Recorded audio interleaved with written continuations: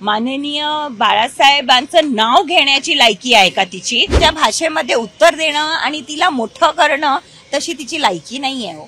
प्रत्येक लोकसभेमध्ये मागणी होते आहे की आदरणीय राजसाहेबांची सभा झाली पाहिजे. काल इतकी अतिशय महत्वाची आणि चांगली सभा झाली राजसाहेबांची कळव्याला, ती मागणी होते. पण राजसाहेब आता 17 तारखेची जी सभा आहे त्याच्या आधी कुठचीही सभा घेणार नाही. 17 तारखेच्या सभेबद्दल काही चर्चा सुरू आहे का? काही नियोजन झालंय का? नियोजन चालू आहे. खूप मोठी सभा आहे. पहिल्यांदा आपले माननीय पंतप्रधान मोदीजी आणि आदरणीय राजसाहेब एकच मंचावर दिसणार. खूप अपेक्षा आहे लोकांना, खूप गर्दी होणार आहे आणि उत्साह आहे. आयोजन चालू आहे. सगळ्या पक्ष एकत्र त्याच्यामध्ये लक्ष घालतायत. खूप वर्षानंतर खरं तर राज ठाकरे शिवसेनेच्या प्रचारासाठी मैदानात उतरलेले बघायला मिळतात. काल तुम्ही स्टेजवर बघितलं असेल. मला वाटतं की प्रत्येक शिवसैनिक भावुक झालेला दिसलं. मस्के तर फक्त रडायला त्यांना बाकी होतं, कारण राजसाहेबांनी त्यांना आणलं आहे ह्या क्षेत्रामध्ये, राजकीय क्षेत्रामध्ये. सो खूप वेगळं वातावरण होतं आणि मला वाटतं ते वातावरण कुठेतरी राजसाहेबांनी पण फील केलं. आणि काल जे त्यांनी ज्या प्रकारे त्यांनी त्यांचं भाषण होतं त्यातून सगळं कळलंच आपल्याला. सुषमा अंधारेची लायकी आहे का?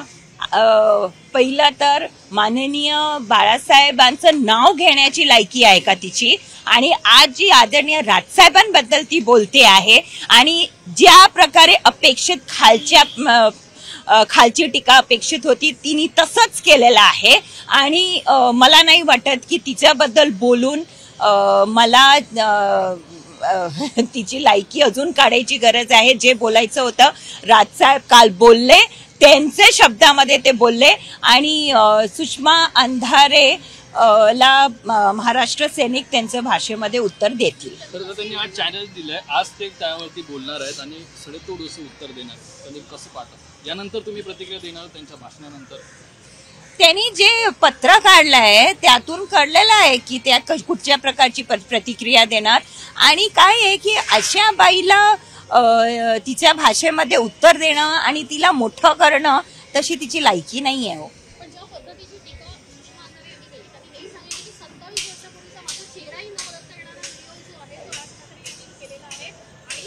चेहऱ्याचा काय संबंध? जे बोलली आहे ती भाषा बघा. पहिलं ती बाई अशी भाषा बोलते, एक तर त्यातूनच तिची लायकी कळते. आणि तिच्या चेहऱ्याचा काय संबंध? बोलली आहे ना ती. आणि ते पण कोणावरती भाष्य केलंय तिने?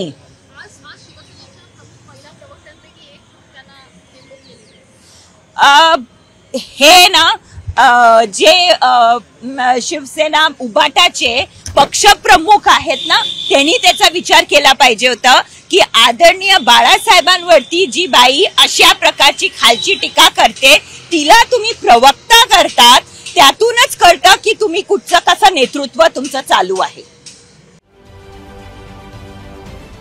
महाराष्ट्रातील सर्व बातम्यांचे विश्वासार्ह व्यासपीठ.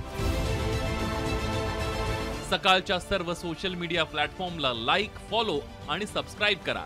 तसंच सर्व नोटिफिकेशनसाठी बेल आयकॉन प्रेस करायला विसरू नका.